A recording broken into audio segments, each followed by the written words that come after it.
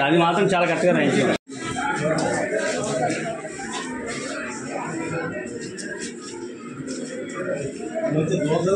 స్కూల్కి వెళ్తారు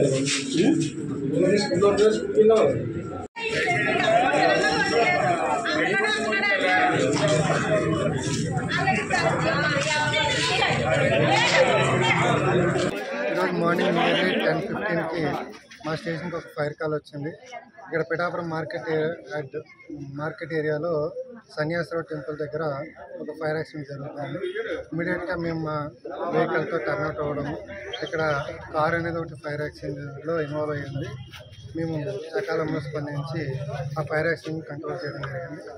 ఈ ఫైర్లో ఎలాంటి లైవ్ లాస్ కానీ జరగలేదు. అయితే మేము ఏదైతే ఫైనాన్షియల్ లాస్ అనేది ఎస్టిమేట్ చేస్తాం. సార్ ఇది మీకు ఏమైనా ఏమైనా కంప్లైంట్ వచ్చిందని ఏమైనా కాల్ తీసారు వచ్చిందా చెప్పండి. మాకు కాల్ వచ్చింది అంతే, ఫైర్ యాక్సిడెంట్ జరిగింది.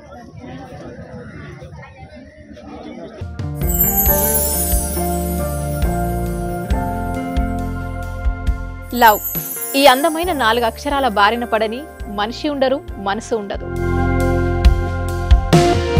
ఈ లవ్ కొంతమంది జీవితానికి సరిపడా మధురమైన అనుభూతులను అందిస్తే, మరికొంతమందికి జీవితాంతం వెంటాడే చేదు జ్ఞాపకాలను మిగిల్స్తుంది.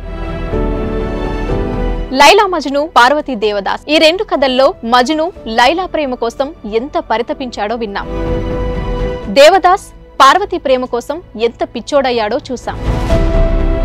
కానీ లైలా మజ్ను ప్రేమ కోసం ఎంత ఆరాటపడిందో మనం ఆలోచించలేదు. దేవదాసు దూరమయ్యాక పార్వతీ పరిస్థితి ఏంటో మనం అర్థం చేసుకోలేదు. ప్రేమ నుండి పెళ్లి వరకు వెళ్ళలేకపోయినా ఎంతో మంది అమ్మాయిల బ్రేకప్ స్టోరీస్తో మీ లవ్ టుడే.